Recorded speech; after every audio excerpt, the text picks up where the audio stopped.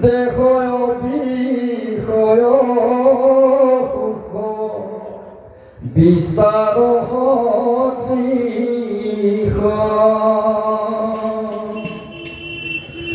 তরুণ কালতে মাধ বগমনে ধরি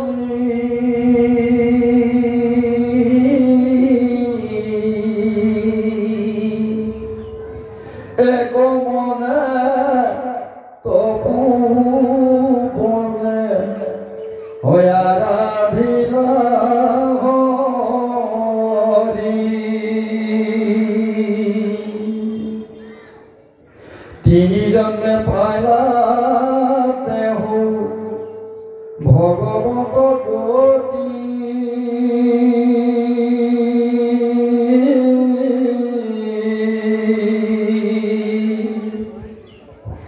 আৰু নবজন ভৈলা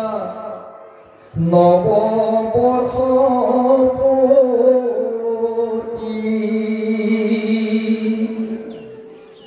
একাধিকয়াশীজন ভৈল দীৰ্ঘ প্ৰায়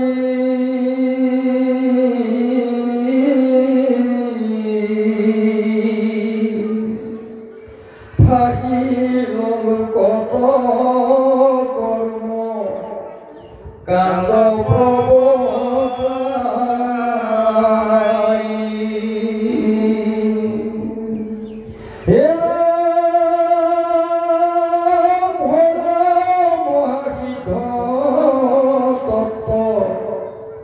জ্ঞানী নবজন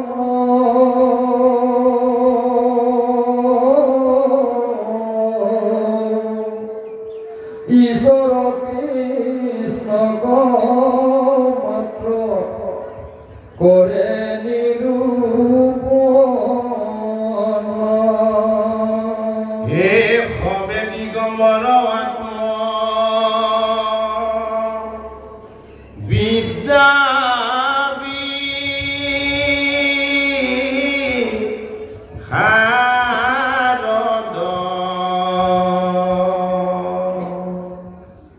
এটা সম্বাৰ নাম শুনা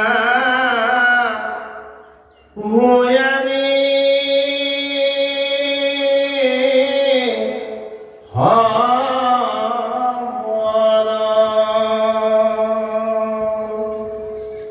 এক কবি হবি অন্তরিক্ষ চতুর্থা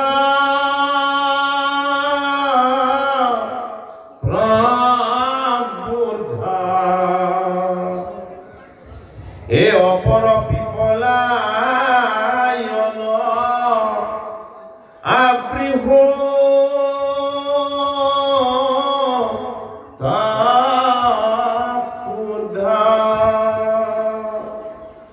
এ তুমি সমখ কর ভাজন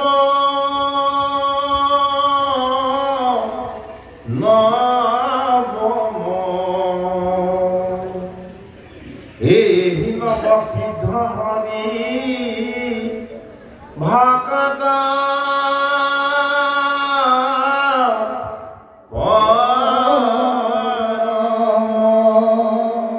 এতিয়া আমাক ভাগৱতৰ একাদশ স্কন্ধত ভাগৱত ধৰ্ম অত্যন্তিক হৰিৰ মায়া এই সমস্তবিলাক প্ৰশ্নৰ উত্তৰ দিছে কেনেকে দিছে প্ৰথমতে যদি আমি আমাৰ কায় বাক্য আৰু মন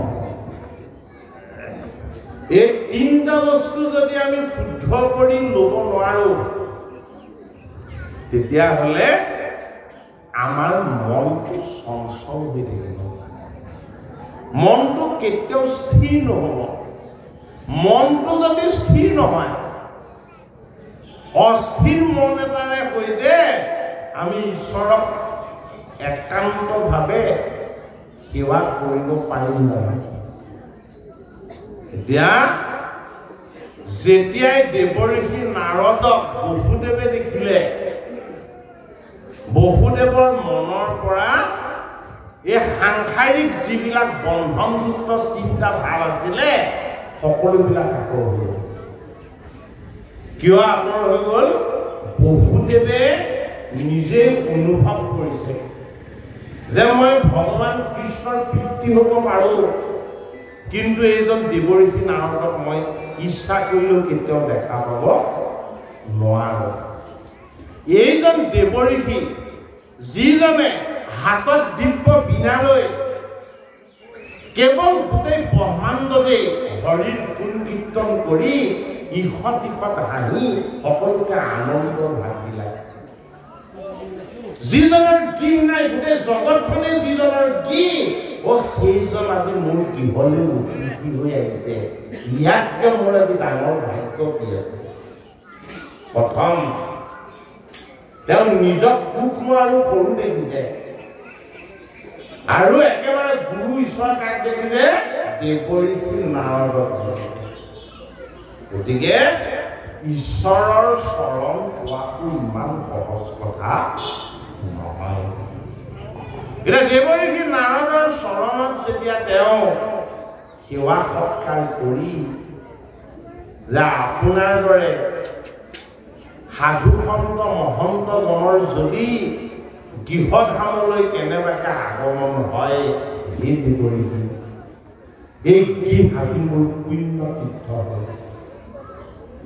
কি বুলি কৈছে এই গৃহত যদি কিবা উপবিত্ৰতাও আছিলে কিবা অসুখ যদি আছিলে আপোনাৰ দৰে এজন শ্ৰেষ্ঠ ঋষি যিজন সদায় ভগৱান কৃষ্ণৰ চৰণৰ সেৱক যিজন নিজে কি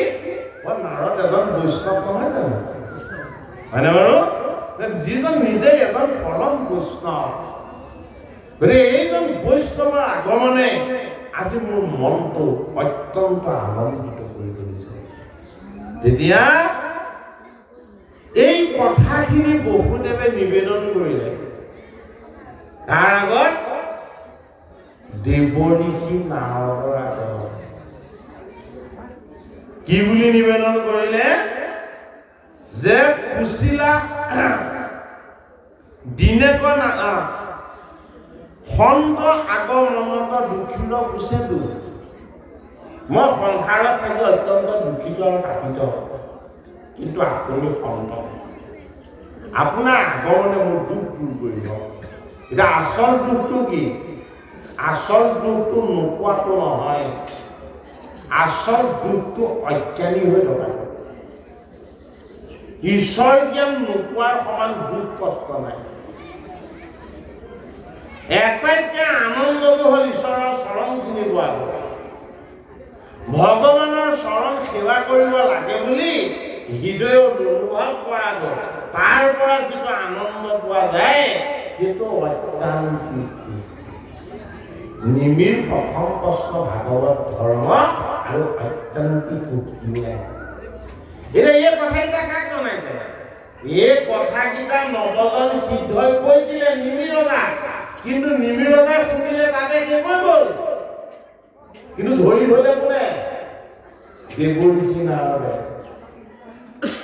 এই কথাকেইটাকে আমি এতিয়া কাক দান কৰিছে কৃষ্ণৰ পিতৃ বসুদেৱক দান কৰিছে বোলে কিয় তিনিবাৰ জন্ম ল'লা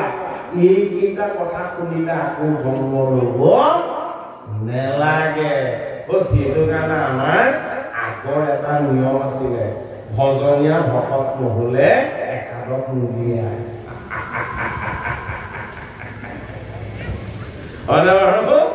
একাদশ যদি কেনেবাকে কোনোবাই একান্তভাৱে শ্ৰৱণ কীৰ্তন কৰি যায় তেতিয়াহ'লে সেইজনৰ আৰু এই সংসাৰলৈ জন্ম মৃত্যু চক্ৰলৈ আহিব লগা নহয় একাদশে ললাত ভগৱানৰ আচল গোটেই ভাগ্যখন একাদশতে নি থৈছেগে তেওঁ এটাইতকৈ ডাঙৰ ভাগ্যটো দেখুৱালে বোলে কি মই যদি কাৰোবাৰ ঘৰলৈ গৈছো এইটো আনন্দ কৰিবলগীয়া একো নাই বোলে কি মই যোৱাৰ আগত পিতৃ মাতৃক ভাত আৰু ভৰি ইকলি লগাই গৈছিলো কংসৰ পূজাশালত অন্ধকাৰ কাৰাগাৰত দুখ কষ্ট আৰু যান্ত্ৰণা ভোগ কৰাই লৈছিলো কিন্তু মোৰ ভকত যদি কেনেবাকে যায়, মোৰ বৈষ্ণৱ যদি কেনেবাকে যায়, তেতিয়াহ'লে সেই দুখ কষ্ট বিষাদ আৰু কেতিয়াও থাকিব নালাগে। নেলাগে জন্ম মৃত্যুৰ আয়াতাক সকলো আহি থাকিব নেলাগে। সেই কথাটোকে আমাক ভাগৱতৰ একাদশ স্কন্ধত দেখাইছে। কি বুলি? অতিথি আমাৰ গৃহলৈ আহিব লাগিব, হয়নে? যদি অতিথি আহি গাড়ী কেইখন, বিল্ডিং কেইটা, হয়নে? পিতেক ডাক্তৰ, ইঞ্জিনিয়াৰ, যদি কংসৰাই নিচিনাকে আস্ফালন কৰি গুচি গ'ল, তেতিয়াহ'লে আপোনাৰ লগত থকা পিণ্ডখন তেওঁ হৰণ কৰি অতিথি আহি প্ৰথম উচ্চাৰণ কৰিব লাগিব মুখত কৃষ্ণ শব্দ। কৃষ্ণ শব্দ উচ্চাৰণ কৰি গুৰুক স্মৰণ কৰিব লাগিব। কৃষ্ণৰ নাম উচ্চাৰণ আৰু গুৰুক স্মৰণ, এই দুটা কাম যদি কেনেবাকে আপোনাৰ গৃহত অতিথিয়ে কৰিছে, সেইখন আপোনাৰ গৃহ নহয়, সেইখন আপোনাৰ তীৰ্থ। গতিকে এতিয়াও আমাৰ সময় হাৰি যোৱা নাই। মুখে লোৱা নাম, হৃদয়ে ধৰা ৰূপ। ঈশ্বৰৰ ৰূপটো কেনেকে ধৰিম? তোমাৰ ভকতক দৰ্শন পালে, তোমাৰ সেৱকৰ স্পৰ্শ পালে, এয়াই তোমাৰ ৰূপ। ইয়াতকে আৰু তোমাৰ মই বেলেগ ৰূপ চাব নিবিচাৰো। ভগৱানৰ ৰূপটোৱে ভগৱানৰ ৰূপ বুলি যদি আমি হৃদয়ত ধৰি ল'ব পৰা নাই, তেতিয়াহ'লে আমিনো কি ভক্তি কৰিছো, হয়নে? গতিকে আমাৰ মাজত আমি কেতিয়াও ভেদ চেদ অহংকাৰ, এই ভাৱবিলাকক আমি যাতে আমাৰ মাজত আমি কেতিয়াও প্ৰশ্ৰয় নিদিওঁ। আমি সদায় মনত এটা কথাত সদায় চিন্তা কৰিব লাগে। কি বুলি? যে তোমাৰ চৰণ সেৱা কৰিবলৈ হ'লে মই কাৰোবাক সহায় কৰিব লাগিব। মই তোমাৰ চৰণৰ স্থান পাবলৈ হ'লে মই আনৰ হিত কুশল আৰু মংগল চিন্তা কৰিব লাগিব। যদি আনৰ বেয়া চিন্তা কৰোঁ, আনৰ অনিষ্ট কৰাৰ কথা ভাবোঁ, আনৰ উন্নতি হ'লে যদি আমি হিংসা দেখোঁ, তেতিয়াহ'লে আমাতকৈ বন্ধুধৰ কথাখন বেলেগ কোন আছে? আমি নিজেই শুদ্ধ হ'ব লাগিব। শুদ্ধ হোৱাৰ আৰু পবিত্ৰ হোৱাৰ উপায়টো আমাক ভাগৱত শাস্ত্ৰই অতি সুন্দৰকে দেখুৱাইছে। বোলে কি? তুমি নিজেই এজন সেৱক হ'বলৈ যত্ন কৰা। আমি নিজে ভগৱান হ'বলৈ যদি যত্ন কৰোঁ, ঈশ্বৰ কাম নহয়। আমি কি হ'ব লাগিব? আমি নিজে নিজক চিনি পাব লাগিব। কি বুলি চিনি পাব লাগিব? যে আমি ভকতৰ চৰণ পাব লাগিব, গুৰুৰ চৰণ সেৱা কৰিব লাগিব, ভগৱানৰ নাম বস্তু ভাগ পাব লাগিব, হয়নে? আমি কি হ'ব লাগিব? যে আমি তোমাৰ চৰণ সেৱাৰ যদি যোগ্য হ'ব পাৰোঁ, সেইটোৱে আমাৰ ডাঙৰ পথ। ভগৱানৰ চৰণ সেৱা কৰিবলৈ পোৱাটো ডাঙৰ পথ। গতিকে আমি সেৱক হ'বলৈও যদি আমি বিচাৰোঁ, তেতিয়াহ'লে আমি কি পাম? আনন্দ ভাগ পাম। একাদশ স্কন্ধত সেৱা ৰসটো বিচাৰিছে কোনে? বসুদেৱে। কেনেকে পালে? দেৱঋষি নাৰদৰ চৰণ সেৱা কৰি পালে। এতিয়া দেৱঋষি নাৰদে দেখুৱাইছে কি? বোলে তুমি মোক পাই যিখিনি আনন্দ পাইছিলা, এইখিনি আনন্দ ভাগ নৱকীৰ্তই দিছিলে কাক? নিমিৰতাক। নিমিৰতাই বহুত ব্ৰাহ্মণ মাতি, বেদজ্ঞ সাধক মাতি এটা ডাঙৰ যজ্ঞ কৰিছিল। যজ্ঞ কৰি আছে, কিন্তু ফল একো লাভ হোৱা নাই। কি হৈ গ'ল? যজ্ঞ পুৰুষে নিজেই 9জন তেওঁ পাৰিষদ পকাই দিলে। এই 9জন পাৰিষদ আহিছে কি হৈ? অগ্নি হৈ। আত্মা অগ্নি, আত্মাৰ কোনো আকাৰ নাই। 9 পুৰা জুই হৈ আকাশৰ পৰা জ্বলি জ্বলি নামিছে। নিমিৰতাৰ যজ্ঞ, যি অগ্নিত আহুতি দি তেওঁ যজ্ঞ পুৰুষক আহ্বান জনাইছিলে, অগ্নিৰ ৰূপতে নামিছে 9জন সিদ্ধ। এই অগ্নিৰ ৰূপত যেতিয়াই 9জন সিদ্ধ বৈকুণ্ঠ ধামৰ পৰা ভূমি ভাগলৈ আহি থকা দেখিলে, ব্ৰাহ্মণবিলাকে ভূপ চুপ যত যিমান আছিলে সকলো থৈ তেওঁলোকৰ ফালে প্ৰণাম কৰিবলৈ লাগিলে যে হে যজ্ঞ পুৰুষ, হে জগতৰ হৰি, তোমাৰ আকাৰ আমি কেনেকে বুজিম? তুমি কি ৰূপত আহা আমি তোমাক কেনেকে চিনি পাম? গতিকে এই 9টা সূৰ্য সম জিলিকি থকা যে দেখিছো, এয়া তুমিয়ে। সেইবাৰ কি কৰিলে? ব্ৰাহ্মণসকলেও নৱশুদ্ধ তেওঁলোকৰ চৰণ ধুৱালে তেওঁলোকৰ চৰণৰ জল ক্ষীৰত লৈছে হে সিদ্ধগণ আপোনালোকক দৰ্শন কৰাৰ যিটো আনন্দ এই আনন্দ একো লগত তুলনা নহয় অৰ্থাৎ ভকত বৈষ্ণৱৰ সংগ কিমান শ্ৰেষ্ঠ বস্তু আমাক একাদশ স্কন্ধত দেখুৱাইছে সেই কথা কিয় একাদশত দেখুৱাইছে নহ'লে আমি ভকতক চিনিয়ে নাপাম বৈষ্ণৱক চিনিয়ে নাপাম হয় নহয় যিটো গৃহত আত্মা ঈশ্বৰ বিষ্ণু হৈ বাস কৰি আছে আমি সেইজনক বৈষ্ণৱ বুলি ভাবিব লাগিব তেওঁ যিখিনি কৰি আছে তেওঁ কৰিছে বুলি ভাবিব নালাগে যিখিনি কৰিছে তেওঁ কৰাই আছে বুলি ভাবিব লাগিব সেইটো কাৰণে আমাক গুৰুজনে কি বুলি কৈছে অ ব্ৰাহ্মণৰ চাণ্ডালৰ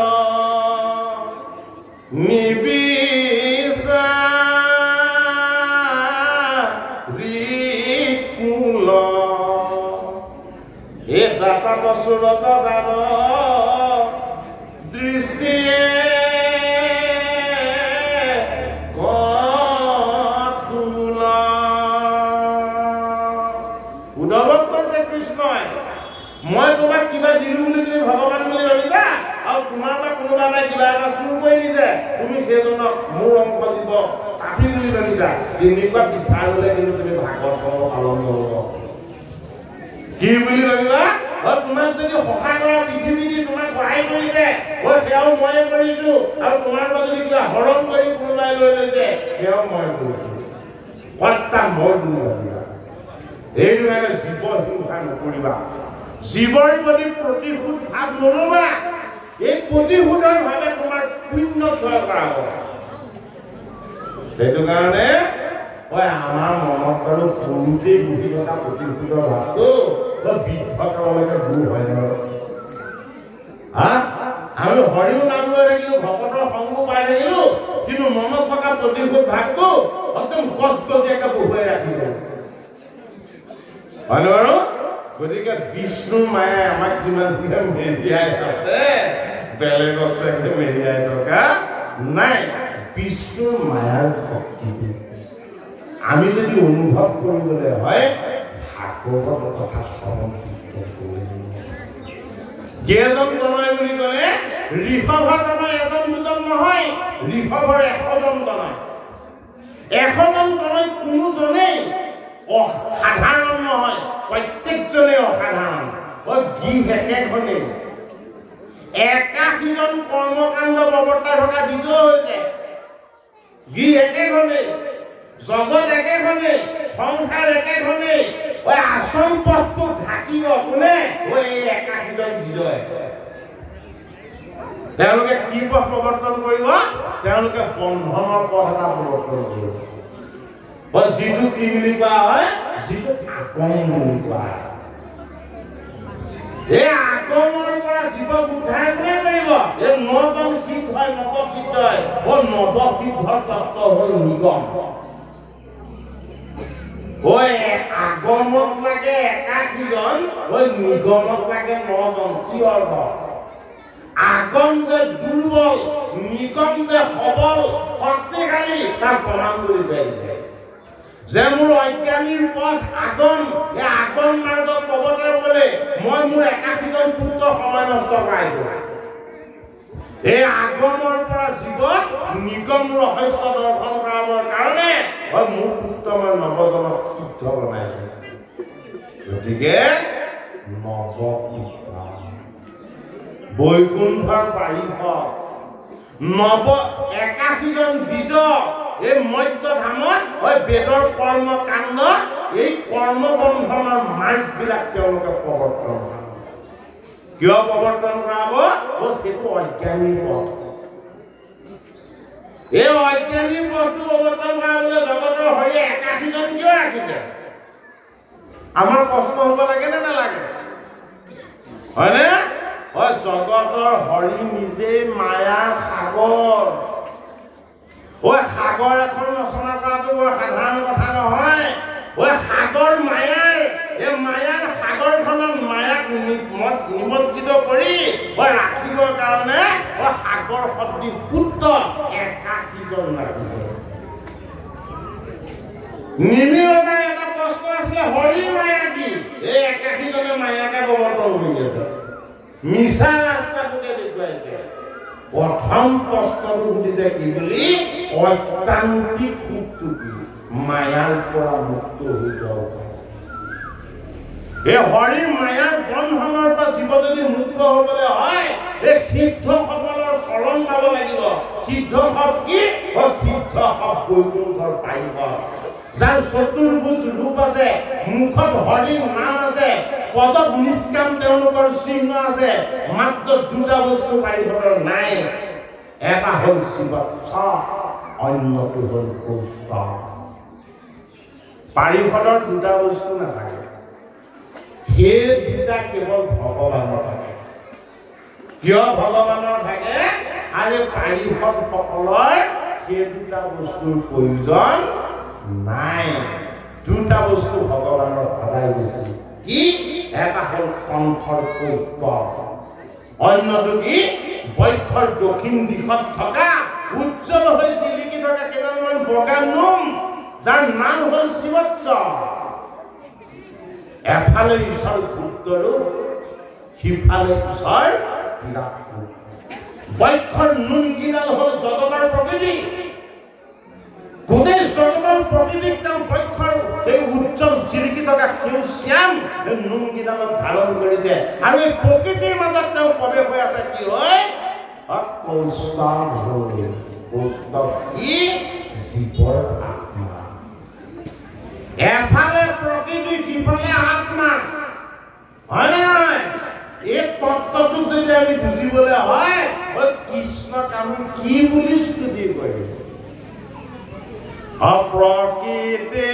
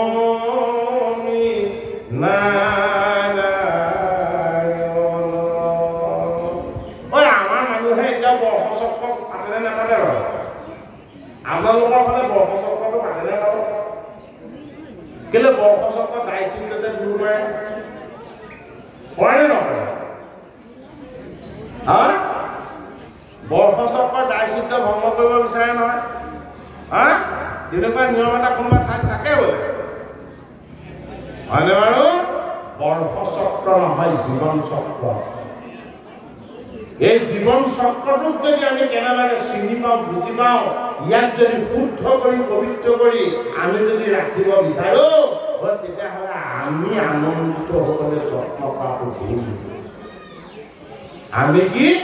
আমি তিনি তাপত সদায় পাতিত, আদি ভৌতিক, আদি দৈবিক আৰু আধ্যাত্মিক। এই তিনিটা তাপত তাপিত কৰি ঈশ্বৰে আমাক সদায় ৰাখিছে।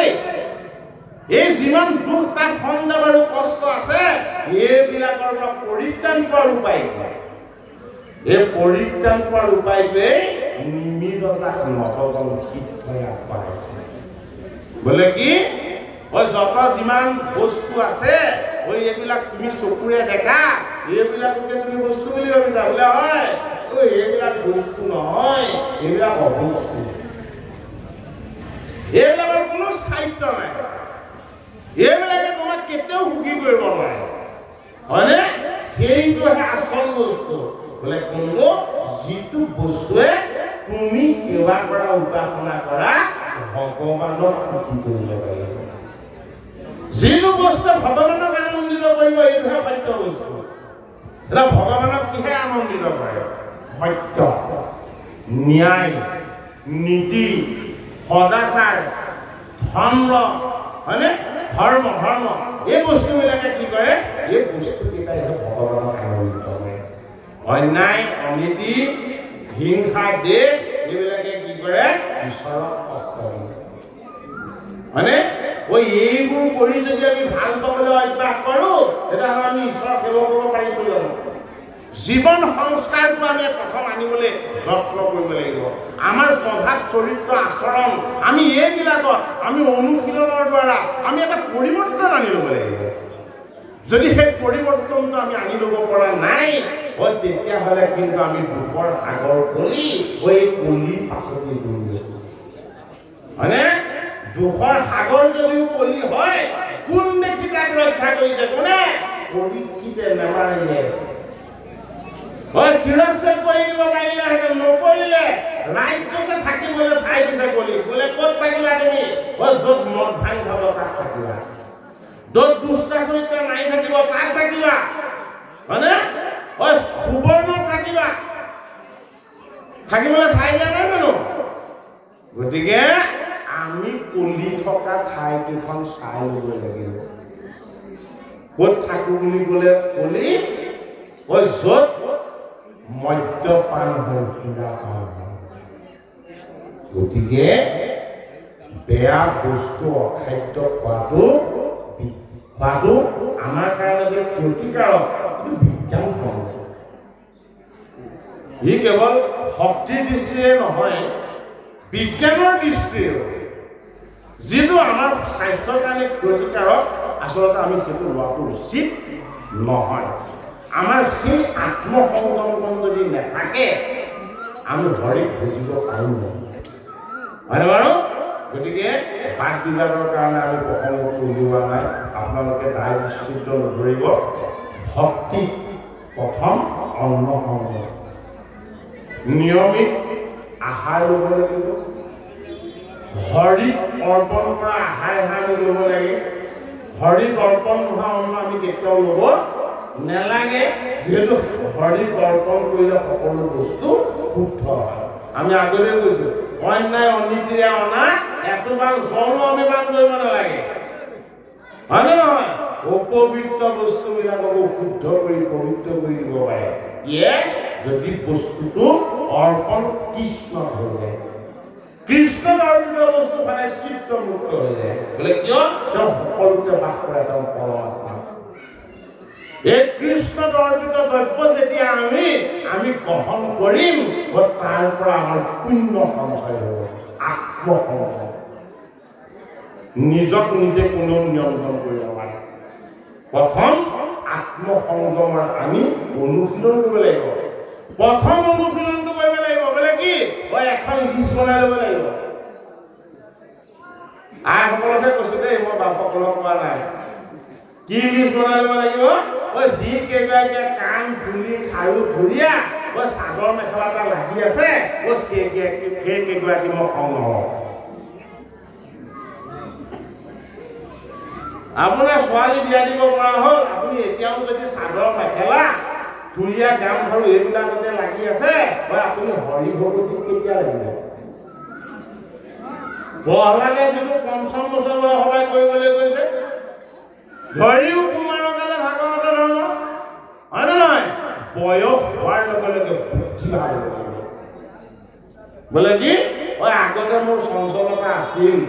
অস্থিৰতা আছিল কিন্তু এতিয়া সেই জগতৰ হৰি তুমি মোক অকণমান স্থিৰ কৰি দিয়া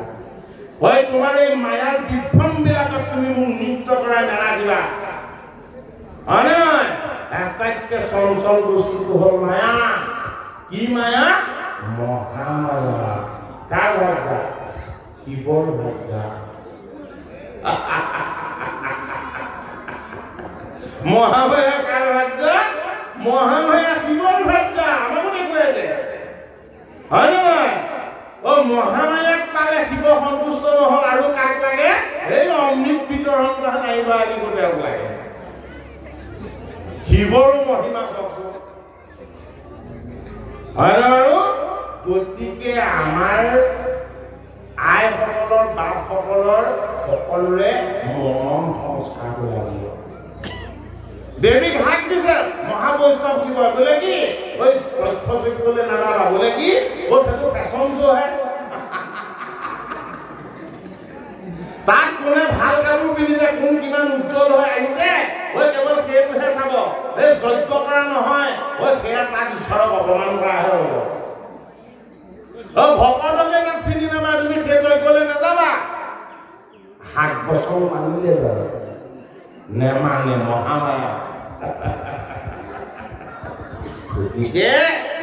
আমাৰ মনে মহামায়া হৈ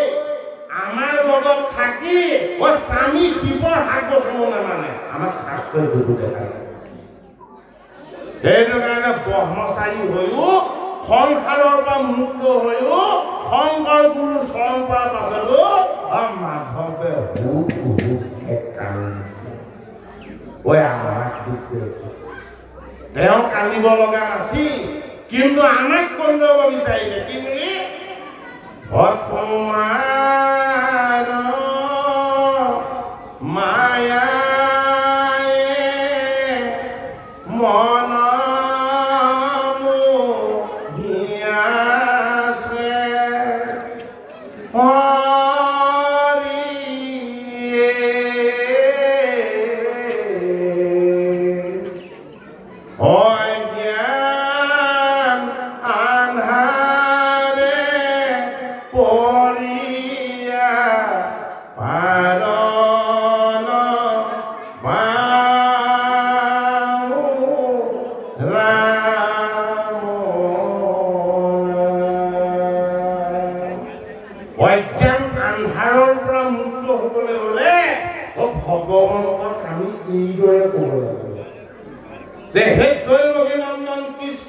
তুমিয়ে ৰচনা কৰিছা এই মায়াতে পৰি মই অজ্ঞান আৰু অবিদ্যাত মই ডুব গৈ আছো সেইটো কাৰণে কি কৰা তোমাৰ চৰণ চক্ৰ ছায়া কেৱল ভক্তিৰ প্ৰতিকচিৰে হৈতে তোমাৰ চৰণৰ আনন্দময় যি চিহ্ন সেই চিহ্নটো মই কেৱল চাব বিচাৰো গতিকে আমাৰ দৃষ্টিৰে কি ইচ্ছা কৰিব লাগিব ভগৱন্ত কৃষ্ণৰ ধ্ৰজ ব্ৰজ জপ অংকুশ পঞ্চ চিহ্নযুক্ত চৰণ দৰ্শন যদি কৃষ্ণৰ চৰণ দৰ্শনৰ আশা আমাৰ হৃদয়ত যদি কেনেবাকে গভীৰ কৰি ল'ব পাৰিছো তেতিয়াহ'লে আমাৰ আইসকলকো কৈছো বাসকলকো কৈছো কেতিয়াও কাষ খুলিবলৈ মন নাযাব আৰু বিলাসী অলংকাৰত লাগি থাকিবলৈ মন নেযাব কৃষ্ণৰ নাম কৃষ্ণৰ চৰণ কৃষ্ণৰ ভক্তি অমৃত এই অমৃত যদি কেনেবাকে আমাৰ জিভাত যদি কেনেবাকে অকণমান লাগিছে এই অমৃতৰ তেতিয়াও মিঠা পানী কেতিয়াও এৰিব নোৱাৰে সেইটো কাৰণে আজি বৰুৱা দলনি ৰাইজৰ এই ভাগৱত সেৱা অনুষ্ঠানৰ উপবিষ্ট সমস্ত ভকত বৈষ্ণৱক আমি ইয়াৰ আগৰ বছৰ আমি আপোনালোকৰ ইয়ালৈ আহিছিলোঁ অমৃতময় ভাগৱত কথাৰ শ্ৰৱণ কীৰ্তনৰ আনন্দ আমি আপোনালোকৰ টিকাতে আমি পাইছিলোঁ আজিও আমি ভাগৱত বিশ্লেষণ কৰিবলৈ অহা নাই ভাগৱতৰ কথা কৈ আমি আপোনালোকক কিবা এটা জনাম বুলি আমি অহা নাই আমাৰ অহাৰ উদ্দেশ্য যে ভগৱান কৃষ্ণৰ চৰণ কেনেকৈ পাম ভকত কৃষ্ণৰ চৰণ আপোনালোক স্বৰূপ সাধু সন্ত মহন্তৰ চৰণৰ অকণমান ধূলি যদি আমাৰ মস্তকত যদি আমি ল'ব পাৰোঁ তেতিয়াহে আমি ভগৱানৰ কৃষ্ণৰ চৰণৰ আমি আশীৰ্বাদৰ ভাগ পাম ইয়াক আমাৰ বিশ্বাস গতিকে আপোনালোকক সমস্তজন ভকত কৃষ্ণক আমি ভক্তিপূৰ্ণ সেৱা জনাইছোঁ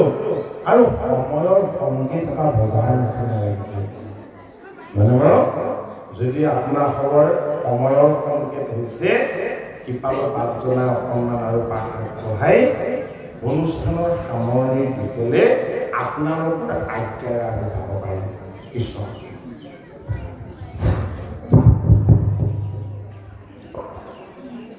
itu sulhukmar bisa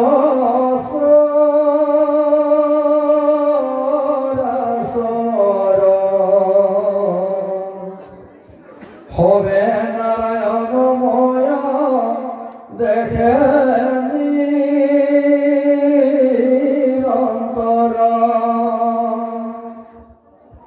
কিন্তু আপনার তো হন্তা নুহে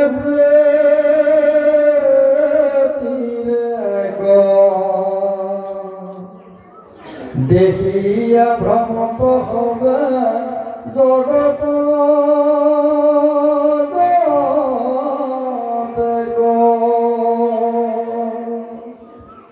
পুরোহিত খাদ্য দৈথ গন্ধর্ব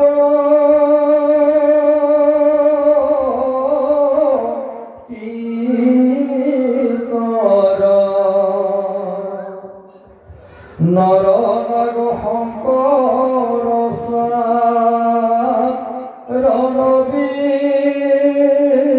রণবিদ্যাধর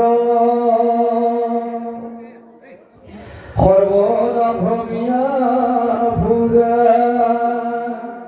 তাহ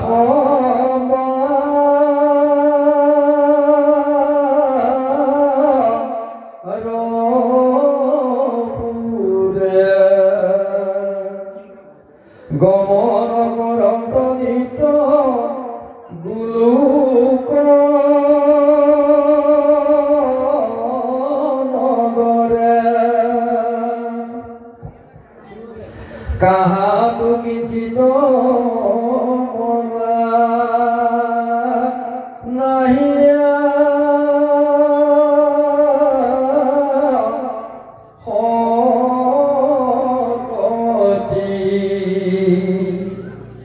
আকাশে সংসরে হবে অয়বাধিত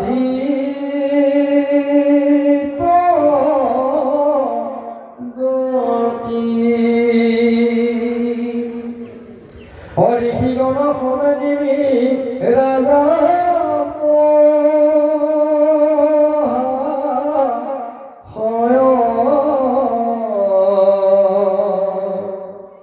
করে মহাজয়াতি হয়ানন্দ হৃদয় ভয়ানবহিত সেই সভাত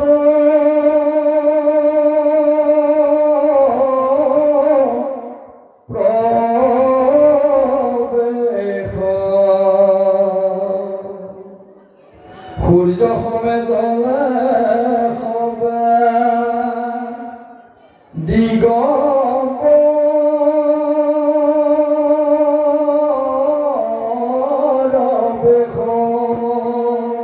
এটা দিগম্বৰ বেশ বুলি যে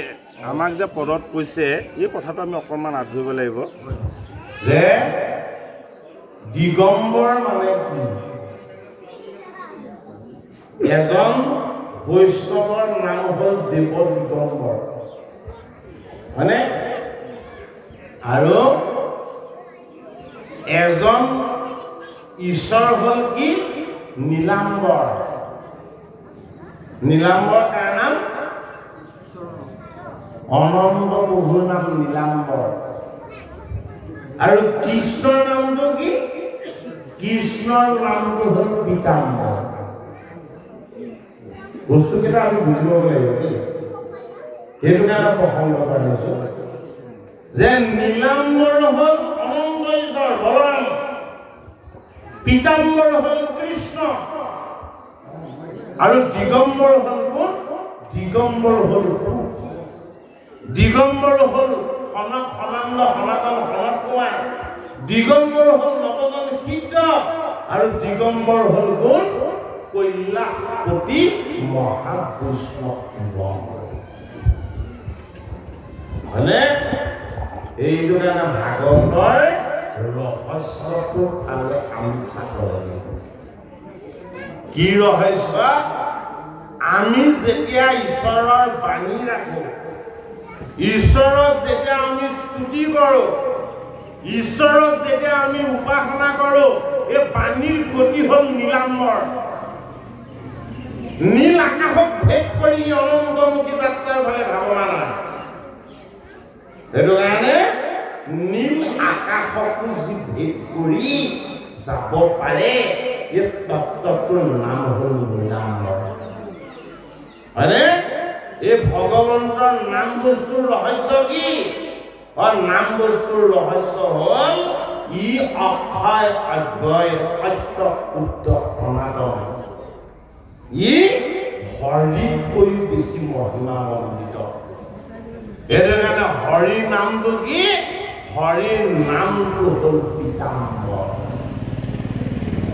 পৃতবস্ত্ৰ শুভে আদি শ্যামক লেৱৰ কৃষ্ণৰ পিন্ধাখন পৃতবস্ত্ৰ নহয় জানো হয় নহয় আমি পিন্ধা বস্ত্ৰবিলাক দুখাখনে হৰণ কৰিব পাৰে সেইকাৰণে দ্ৰৌপদীয়ে হৰণ কৰিবলৈ চেষ্টা দ্ৰৌপদীৰ বস্ত্ৰ হৰণ কৰিবলৈ চেষ্টা কৰিছিলে দুখাখনে হয় নহয় কৃষ্ণই যিখন বস্ত্ৰ পিন্ধাই আছে সেইখন যদি কেনেবাকে দুখাখনে গোটেই জীৱনটো টানি থাকে কেতিয়াও শেষ কৰিব নোৱাৰে সেইটো কাৰণে সেই বস্ত্ৰখন হ'ল কি পীতাম্বৰ পীতবস্ত্ৰ দ্ৰৌপদীয়ে মাতিছিল যেতিয়া দুখাখনে তেওঁক লজ্জা দিব মানে আত্মসন্মান হানি কৰিব বিচাৰিছে কাক দুহাত টানি কৃষ্ণক মাতিছে মই সৰ্বশান্ত হৈ গ'লো মোৰ 5জন স্বামী আছিল নামত আছে কিন্তু আজি কাম তেওঁলোকে মোক একো কৰি দিব নোৱাৰিলে গতিকে সেই জগতৰ হৰি মই অনুভৱ কৰিছোঁ বোলে কি গোটেই জগতক ৰাখি থকা যেন কৰোঁ তোমাৰ ব্যতিৰেকে মোৰ লজ্জা কোনেও ৰাখিব নোৱাৰিলে ঈশ্বৰ নিজে পীতবস্ত্ৰ হৈ তেওঁ গাত ঢাকি দিলে দুখাখনে দিনটো টানিলে বস্ত্ৰ শেষ নহ'ল গতিকে পীতবস্ত্ৰ আমাক পিন্ধি থকা আত্মা নীলাম্বৰ এই আত্মাৰ শক্তিৰে ঘোষণা কৰা ভগৱানৰ নাম এই নামকে সদায় সাধনা কৰি যি বহি থাকে সেইজন দিগম্বৰ নাম সাধনা কেনেকে কৰিব লাগিব শুঞা দেৱ দিগম্বৰ ভস্ম বিভূষিত অঙ্গ অক্ষিৰত গৰিষা জটা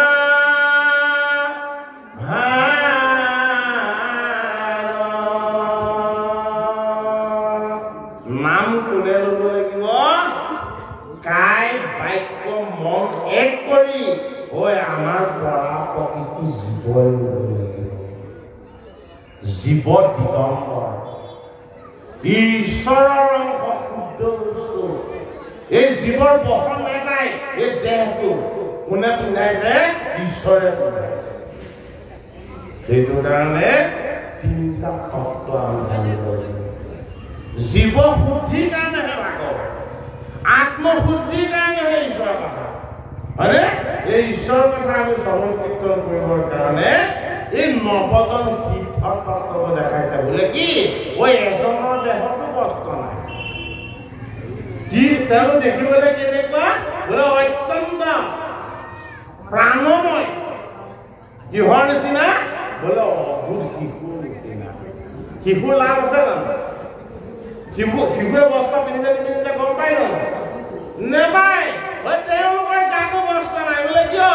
তেওঁলোক শিশু হৈয়ে আছে কিয় শিশু হৈ আছে স্বভাৱ আচৰণ চলন ফুৰণ আৰু তেওঁলোকৰ ভাৱ শিশুৰ দৰে নিৰ্মল কোনো কপট নাই কোনো চাতুৰ্যতা নাই কোনো ফাঁকি নাই কোনো দূৰত্ব নাই বোলে কি মই শিশুৰ ৰূপ মই ঈশ্বৰ মই কৃষ্ণ মোৰ কোনো মায়া নাই সেইটো কাৰণে 9জন সিদ্ধ শিশুৰ ৰূপত এই ভূমি ভাগলে মানুহ যে কি হয় দিগম্বৰ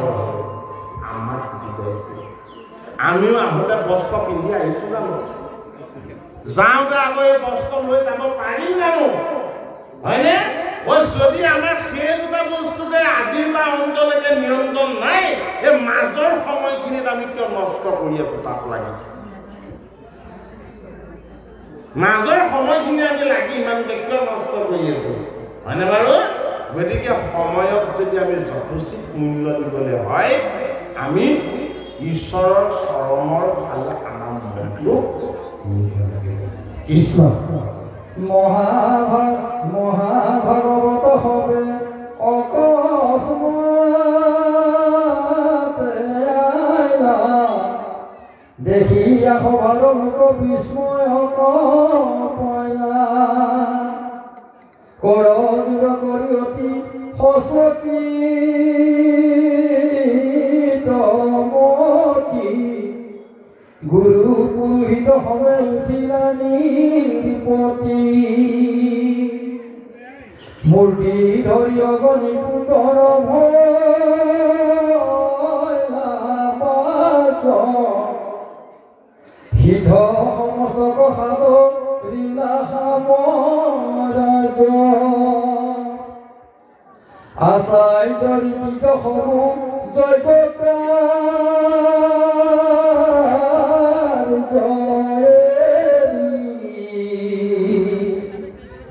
কৰিলা কুশা সিদ্ধ সমস্ত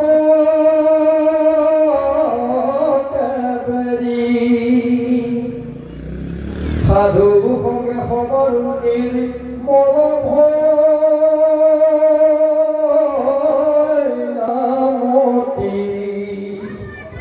সঘনে উপজে কৃষ্ণ চৰণ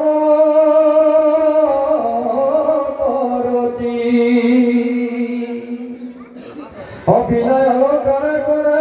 শৰীৰ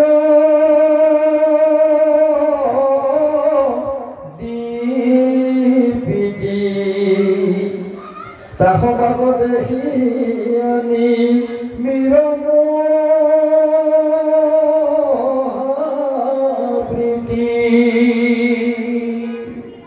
হেৰম কৰি আসনে বহাই চৰণ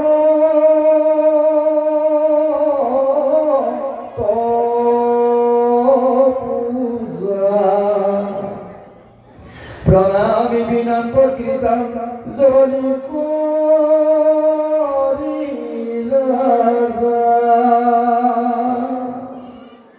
হেৰা পৰম ভগত তাসম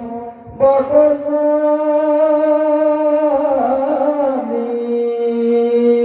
মনে আসনে বহায় ৰংগে পুজিলা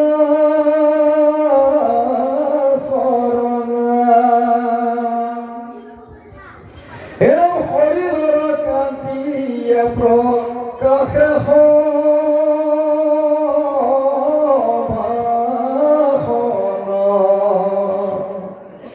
সাক্ষাতে দেখিও যেন ব্ৰহ্মৰ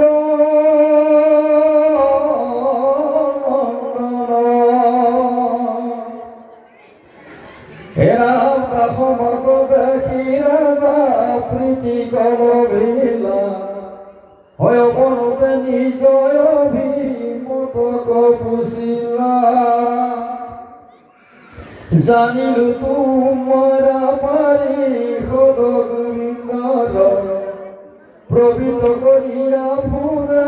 লোক নিৰন্তৰ ভৈৰৱ গীতাৰ্থ পদৰে পায় আমি জানিলো আজি তুষ্ট হইলা কৃষ্ণ স্বামী যদি নৰতনৈতো শনিকয় থিৰ জৈত বিদুৰ্লভ মানুহ মনুষ্য শৰীৰ হতাহ দুৰ্লভ মানুহ ভকতৰ সংগ লভিলো দুৰ্লভ লাভ কিনো হইল ৰংগ হেৰাম খবৰ পঢ়ত প্ৰণিপাতে ৰাম কোনো আকান্তিক সুখ কহিউয়া মাতে হয় অসাৰ সংসাৰয়াত কিছু নাই সিদ্ধি ভগতৰ সংগয়ৰ ধনে নৱনিধি কোনোবাৰ শস্য ধৰ্ম কৰিও কতক যাব তুচ হয়া কৃষ্ণ তেন্তয় আপোনাক তাক জানিবাক যদি যোগ হয়ামি তেবে কহিও কবলো সবাকো প্ৰণামী গুণ ভগৱত ধৰ্ম ভক্ত বুলি কাক হেৰাম কোন মায়া কোন বায়ু পায়ে তৰে তাক অকাশ বুলি ব্ৰহ্ম কৰ্ম যুগ কাৰণাম অৱতৰো কেশৱে কৰন্ত গুণ নাম অগুণ যুগ ধৰ্ময় ভক্তৰ গুণ গতি এই নৱভূতা